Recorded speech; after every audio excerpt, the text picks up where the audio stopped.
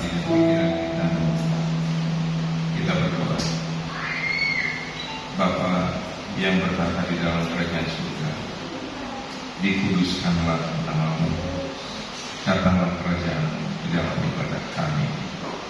Kami membawa segala syukur kami kepada Tuhan.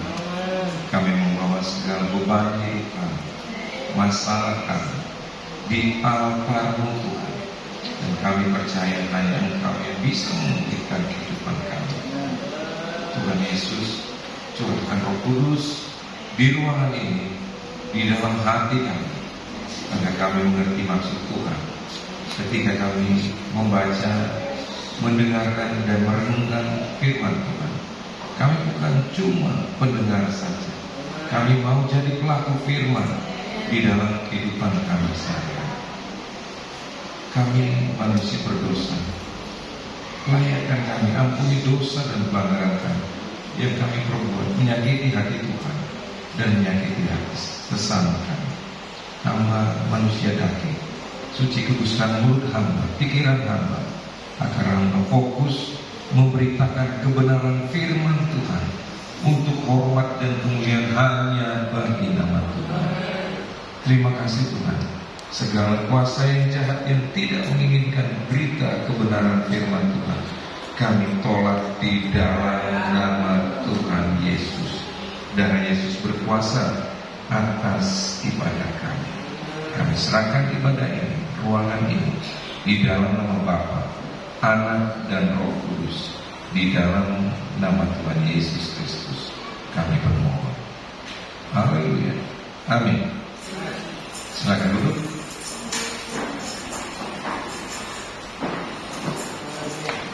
Terima kasih Pak Gembala sudah memberikan kesempatan kepada saya mengundang KKBSU untuk melayani di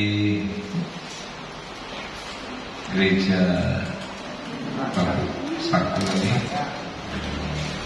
Saya dikasih waktu 35 menit, jadi harus jangan sampai terlalu lama. Tema yang saya mau buat, yang saya mau berikan adalah iman kepada Yesus Kristus menyelamatkan kita dan memerdekakan kita. Kita buka dari Ibrani 11 ayat 1. Ibrani 11 ayat 1. Tadi malam saya tidak melihat pertandingan bulu tangkis semifinal KKBSU melawan tim Bayangkari. Saya merenungkan apa yang saya harus buat hari ini, apa yang saya harus beritakan.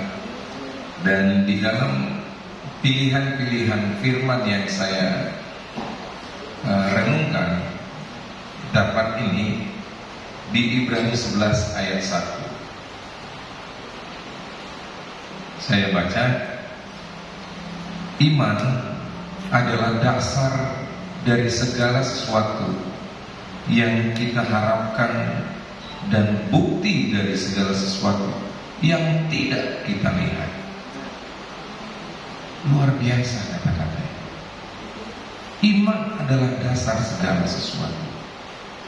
Walaupun kita tidak melihat, kita harus percaya. Sesuatu yang kita tidak lihat dan tidak bisa kita buktikan, itu kita imani.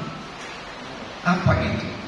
Yaitu kita percaya, kita yakin bahwa Yesus adalah Tuhan, Juru Selamat kita, penebus dosa kita, yang menyelamatkan kita, yang memerdekakan kita, yang menjadi pengantara kita untuk bertemu dengan Allah Bapa di surga. Inilah iman kita. Jadi iman itu adalah kepercayaan. Iman percaya kepada sesuatu, khususnya untuk segala sesuatu, tidak disertai bukti yang logis. Itulah iman. Dari mana asal iman ini? Kalau kita buka dari Efesus 2 ayat 8 sampai 9. Efesus 2 ayat 8 sampai 9. Kita bilang kita beriman. Dari mana sih asal iman itu? Kalau sudah dapat, minta tolong Pak Adolf mungkin membacakannya. Efesus 2 ayat 8 sampai 9. Efesus 2 8 dan 9 demikian firman Tuhan. Sebab karena kasih karunia kamu diselamatkan oleh iman. Itu bukan hasil usahamu tetapi pemberian Allah. Itu bukan hasil pekerjaanmu. Jangan ada orang yang memegahkan diri. Amin. Terima kasih. Iman kita ini dari mana? Ternyata bukan karena kita belajar, kita berbuat baik. Iman itu adalah pemberian anugerah daripada Yang Maha Kuasa.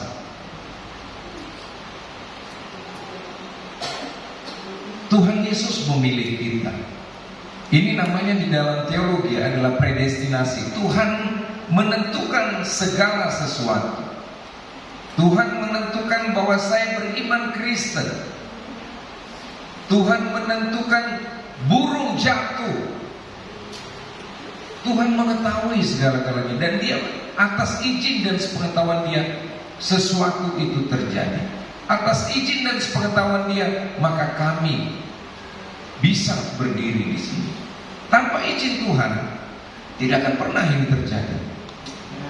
Itulah rencana-rencana Tuhan tidak akan pernah gagal di dalam hidup kita. Apapun itu yang Tuhan sudah rencanakan, maka kita harus melaksanakan iman tersebut. Iman dianugerahkan kepada kita oleh Allah bersama dengan kasih karunia dan belas kasihan-Nya. Dalam Roma 10 ayat 17, kita buka lagi Roma 10 ayat yang ke-17. Roma 10 ayat yang ke-17. Dikatakan di situ, mungkin Pak Gem bisa membacakannya. Jadi iman timbul dari pendengaran, dan pendengaran oleh firman Kristus. Terima kasih. Iman itu timbul dari pendengaran. Apakah berlawanan dengan tadi bahwa iman diberikan anugerah daripada Tuhan? Tidak. Kita sudah diberikan Roh Kudus di dalam hidup kita. Tuhan sudah tetapkan bahwa Pak Adolf ini beriman kepada Kristus sejak dia lahir. Ketika dia mendengarkan firman Tuhan, maka timbul rasa ingin mengetahui tentang Yesus Kristus itu. Awalnya kan kita tidak tahu. Sama seperti saya. Dahulu saya cuma Kristen KTP. Tidak pernah berpikir untuk berdiri di sini memberitakan firman Tuhan. Ditanya, agama apa? Kristen. Saya tidak tahu. Ternyata agama Kristen itu, arti Kristen itu adalah pengikut Kristus. Istilah Kristen pertama sekali adalah di jemaat Antioquia. Itu jemaat mula-mula. Kenapa mereka dikatakan Kristen? Karena mereka pengikut Kristus. Mereka mengikuti hukum-hukum yang diajarkan Kristus. Apa hukum-hukumnya? Kalau di Keluaran, di Perjanjian Lama, di Keluaran 20 tertulis hukum-hukum Tuhan, hukum Taurat yang dituliskan dalam loh batu yang diterima Musa. Di Perjanjian Baru di Matius, ketika mereka bertanya kepada Yesus, apa hukum yang utama dan terutama? Yesus mengatakan, inilah dia, kasihi Tuhan Allah dengan sepenuh hati dan dengan segenap jiwa. Itulah hukum yang utama dan terutama. Hukum yang sama dengan itu, kasih sesama manusia seperti dirimu sendiri. Apakah kita melakukan ini? Kita Kristen. Apakah saya melakukan ini? Saya mengaku Kristen. Apakah saya melakukan hukum kasih? Apakah saya benar-benar mengasihi Tuhan? Berapa jam waktu saya yang saya berikan untuk Tuhan setiap hari? 24 jam satu hari yang Tuhan berikan. Lebih lama mungkin kita buka Facebook, buka Instagram, buka Twitter, buka YouTube daripada kita berdoa kepada Yang Maha Kuasa. Kita datang ke altarnya. Altar itu bukan cuma di gereja sih. Kita bikin penyembahan sendiri di rumah. Kita berlutut, Tuhan ampuni saya. Saya berdosa hari ini. Tiap hari kita berdosa. Jangan bilang tidak berdosa. Oh, hari ini saya berbuat baik. Memegahkan diri itu adalah dosa. Maka setiap hari kita harus mohon ampuni dosa dan pelanggaran kami. Seperti doa Bapa kami. Saya ungkapkan kembali, ketika saya praktek di rumah sakit Kasih Erlina, ada beberapa pasien yang menggunakan peniti ibu hamil ini. Saya tidak tahu, adakah di sini ibu hamil yang pakai peniti ketika dia hamil? Ada ya? Ada tidak? Ada. Oh, di sana berarti. Di sini tidak ada. Saya tanya, apa tujuan peniti? Kristen. Saya tahu dia Kristen karena saya tanya. Ini kebiasaan orang tua memberikan peniti ini dengan sedikit kayu, apakah itu? Kunyit kah, jahe kah? Dikatakan untuk tolak bala. Tolak bala ya? Emang bisa peniti bikin tolak bala? Coba pikirlah. Apakah ini tidak menduakan Tuhan? Berarti kita melanggar hukum Tuhan. Upah dosa adalah maut. Kematian kita secara fisik itu adalah akibat dosa dan pelanggaran kita. Itu realita. Tidak ada seorang pun manusia di dunia ini yang bisa hidup selama-lamanya di dunia. Satu hari bagi Tuhan 1000 tahun buat manusia. Zaman perjanjian lama, manusia itu panjang sekali umurnya berdasarkan kita punya pemikiran. Tetapi tidak ada yang sampai 1 hari pun di hadapan Tuhan. Yang paling tinggi berapa umurnya? 900 sampai. Tidak ada yang 1000. Makin kemari umur manusia makin berkurang. Sekarang berdasarkan Mazmur 90, manusia itu 70 tahun. Kalau dia kuat 80 tahun. Apakah kita sudah pernah berpikir kita menghitung hari-hari kita berapa lama lagi? Berapa lama lagi kita hidup di dunia ini? Apa yang kita sudah tinggalkan di dunia ini nanti? Apakah kebaikan, nama baik, atau nama jahat? Cuma 2. Memberkati orang atau tidak memberkati sama sekali.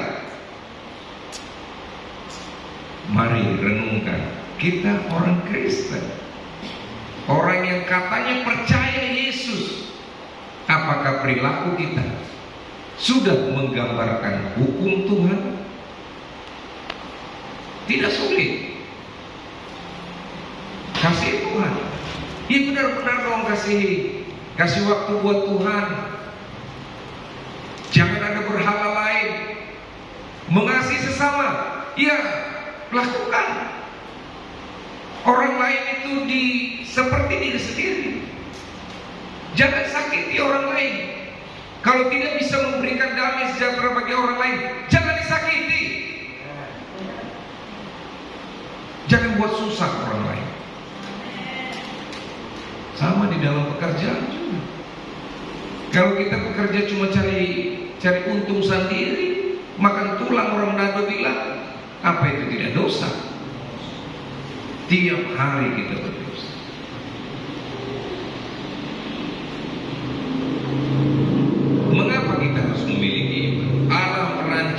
sebuah cara untuk membedakan mereka yang menjadi miliknya dengan yang bukan miliknya. Itulah yang disebut iman. Ketika Tuhan memberikan iman, Roh Kudus di dalam kehidupan orang Kristen yang percaya yang dipilihnya, yang milik dia, sama seperti ibaratnya ini domba yang berbintik-bintik, ini domba yang itu zamannya Musa kan, yang membedakan itu Abraham ya. Jadi ada domba itu yang berbintik-bintik, Laban sama apa itu yang ada yang kita tahu ini kita punya karena beda. Demikian juga Tuhan ketika dia memberikan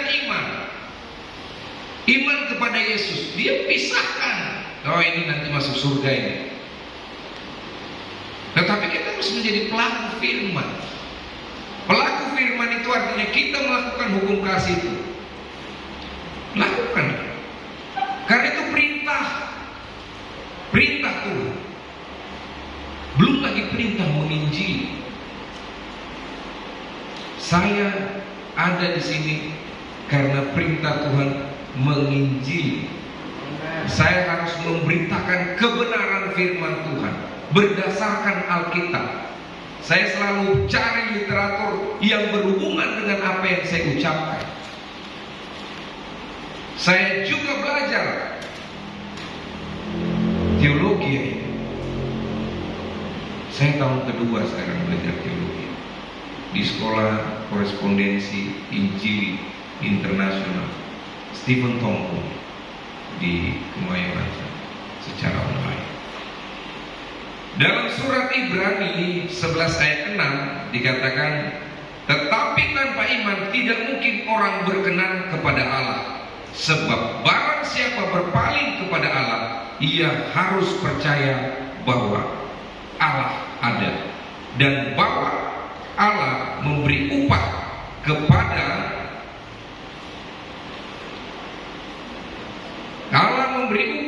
orang yang sungguh-sungguh mencari Dia. Allah memberi upah.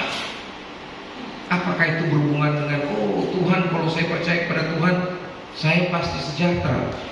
Tidak.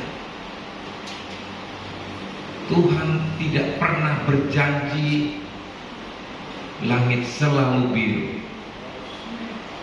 Tuhan tidak pernah berjanji untuk ketika kamu mengikut aku, kamu pasti sejahtera.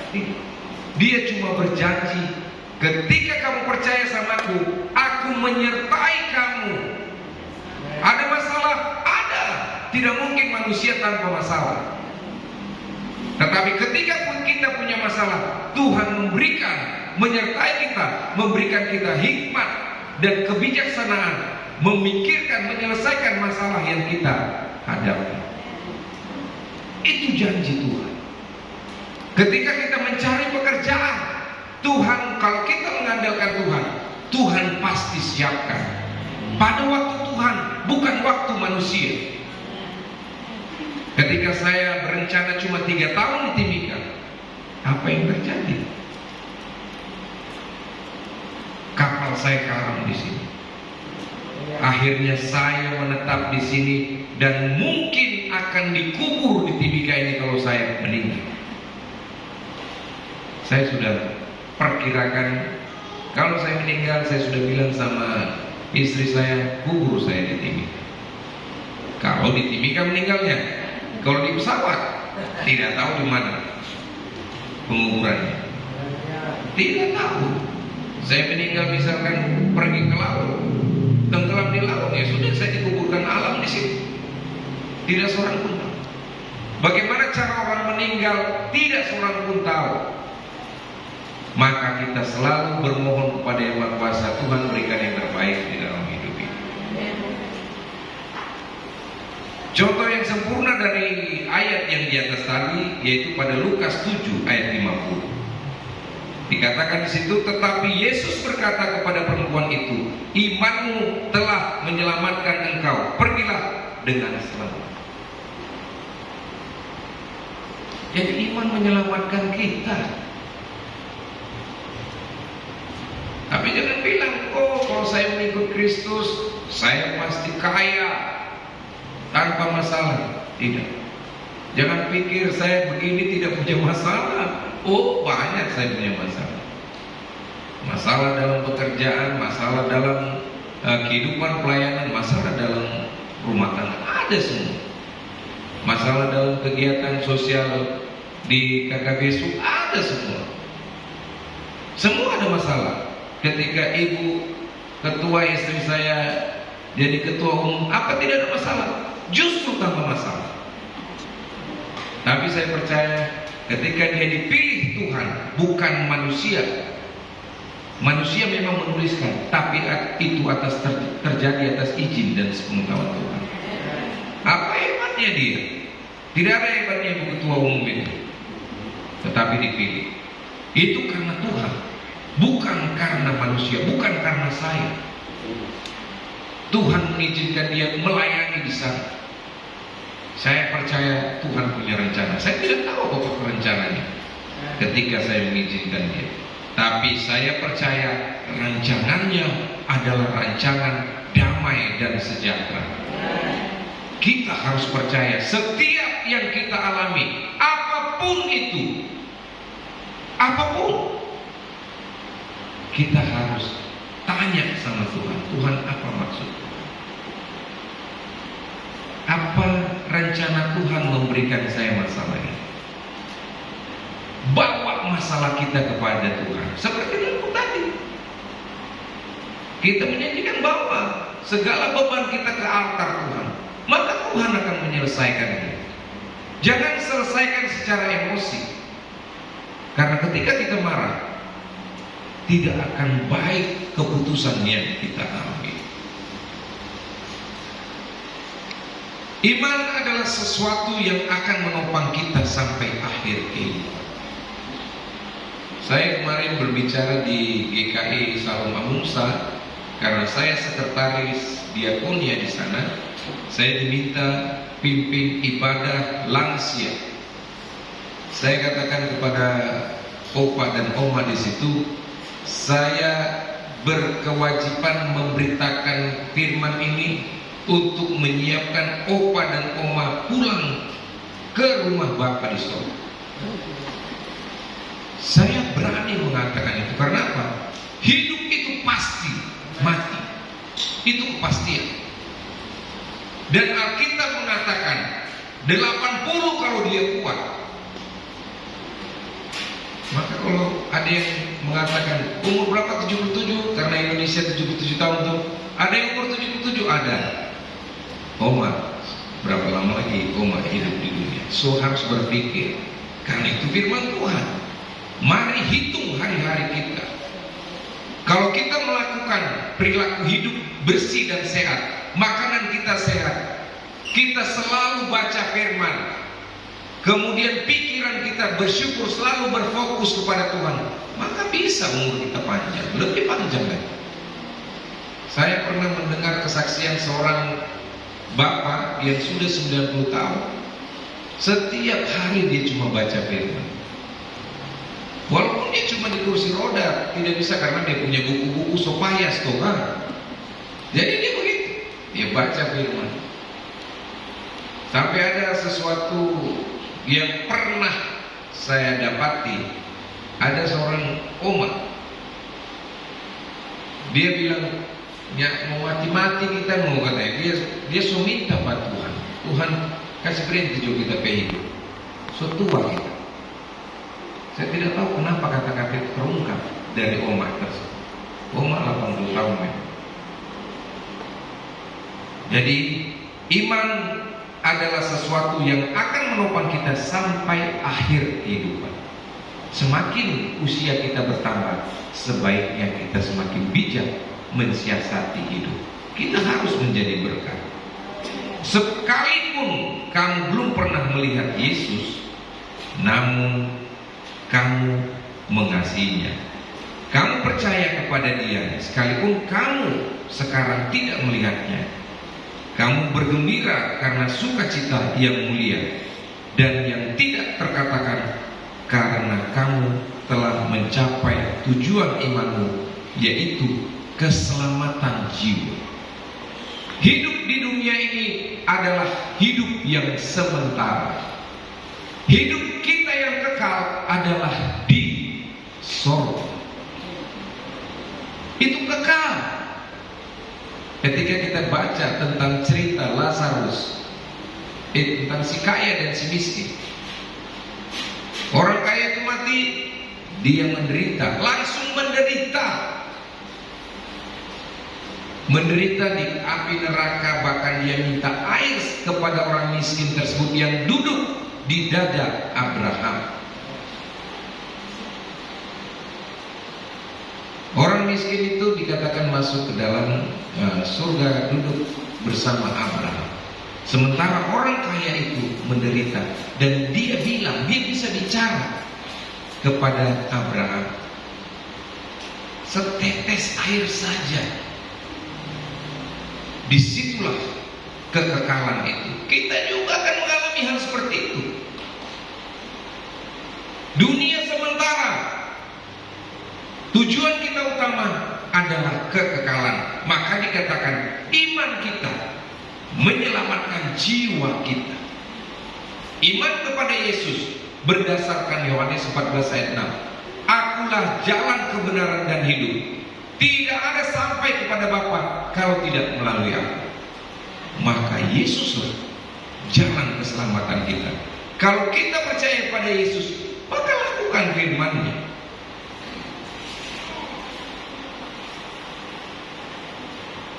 Kalau kita tidak melakukan firman-Nya, tidak sesuai dengan firman. Kalau kita melakukan firman Tuhan, iman kita kepada Yesus, maka akan ada buah roh yang akan kelihatan di dalam kehidupan kita sehari-hari. Buah roh itu ada di Galatia 5 ayat 22 sampai 23. Dikatakan di Galatia 5 itu ada buah rohnya itu sukasih. Apakah kita punya kasih di dalam hidup kita? Apakah kita betul-betul mengasihi sesama kita? Apakah kita senang kalau melihat dia susah? Apakah susah kalau dia melihat orang lain senang? Ada prinsip orang seperti itu, culas, iri, dengki, tidak senang melihat orang lain senang, susah lihat orang lain senang, senang lihat orang lain susah. Apakah kita punya sukacita? Sukacita itu artinya kehidupan kita akan tergambar dalam hati yang gembira. Itu tergambar orangnya sehat terus. Karena hati yang gembira adalah obat. Di rumah sakit Kasirina saya pampangkan itu. Hati yang gembira adalah obat. Kami yang memberikan obat, tetapi Tuhan yang menyembuhkan. Bukan kami. Bukan petugas kesehatan. Di mana jagonya dia? Tidak ada yang lebih hebat dari Tuhan Yesus. Jadi setiap orang yang sakit ulu hati lah, sakit pikiran lah, sakit kepala, itu pasti ada masalah di dalam hidup. Terlalu banyak masalah. Kalau malaria ya penyakitnya karena nyamuk, COVID berarti virus, apalagi tipes berarti karena makannya yang ada mengandung kuman. Tapi kalau faktor-faktor yang seperti itu, sakit ulu hati, aku sakit sekali, kemudian sakit kepala yang tidak jelas, itu ada masalah di dalam hidup. Kita refleksikan firman ini. Saya apakah termasuk di dalam? Apakah saya punya sukacita di dalam hidup saya? Damai sejahtera itu ada di dalam hidup orang yang beriman kepada Yesus. Buahnya akan kelihatan. Kesabaran, dia sabar. Kalau sudah menunggu terlalu lama, seperti saya tunggu di Telkomsel, saya bilang terlalu lama saya menunggu ini, tapi tetap sabar, salah-salah saya butuh mereka. sabar. Atau ada yang antri di rumah sakit Kaserina misalkan, terlalu lama ini perawat santai di situ, tapi harus sabar. Kalau misalkan call friend, telepon dokter Leo, kenapa mereka lama? Saya akan cari tahu. Kalau memang mereka bermain-main. Ada pasien yang begitu, dia lihat dia orang Manado ya pasti ada faktor-faktor pertemanan lah. Dokter Leo, saya ada di rumah sakit Dokter Leo, banyak sekali pasien, saya nomor sekian. Bagaimana, bolehkah saya dulu? Saya panas tinggi, atau minimal saya di saya telepon, ada nama ini? Ada. Masukkan di IGD, layani dulu. Dia panas tinggi, dia sudah menggigil dia. Begitu, tapi tetap harus sabar menanti ke urutannya. Kemudian kemurahan, murah hati. Itu bagian daripada buah roh. Murah hati artinya ketika kita diminta tolong oleh seseorang, boleh kita tolong angkatkan ini, atau kita dengan jiwa besar. Misalkan ada seorang ibu, dia mau angkat ini, biasanya itu di pesawat gitu, atau mau ambil sesuatu dari atas, ibu-ibu yang mungkin sudah tua, kemudian ada orang yang bantu tanpa diminta, itu kemurahan hati, bermurah hati. Kemudian kebaikan, namanya juga baik, berbuat baik. Setia di sini bukan berarti setiap tikungan ada, bukan segala tipu ada, bukan. Setia ya betul-betul setia. Satu pasangan, tidak boleh menikah. Kalau tidak, kematian yang memisahkan. Saya menikah dengan istri saya ini karena istri saya yang pertama meninggal. Tapi selalu ada harga yang harus dibayar untuk satu keputusan. Pasti bayar harga, tidak ada yang tidak bayar harga. Kita datang dari rumah ke gereja ini, ada bayar harga. Saya bayar bensin, bukan bensin ya, bahan bakar lah namanya. Bayar harga, saya pilih istri saya dengan segala kelebihan dan kekurangannya, saya bayar harga. Misalkan ada yang bercerai, kemudian pilih menikah lagi yang baru, bayar harga. Emang tidak masalah? Selalu punya masalah, pasti ada masalah.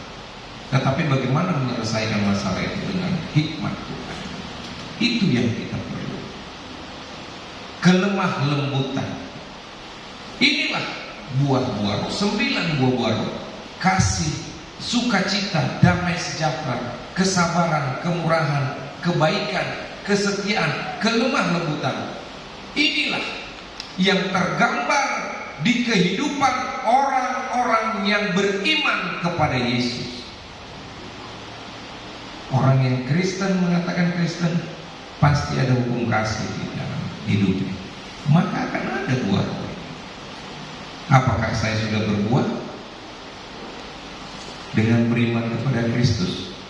Mari kita tanya diri kita masing-masing. Kalau kita belum melakukan firman Tuhan, bertobatlah, minta ampun kepada Tuhan. Tuhan, saya salah, saya mohon curahkan Roh Kudus agar saya menjadi pelaku firman. Jangan cuma di dalam kehidupan gereja ini saja. Ketika kita keluar dari gereja, lakukan baik, maka damai sejahtera dari Tuhan Yesus Kristus pasti ada di dalam kehidupan kita semua. Amin. Saya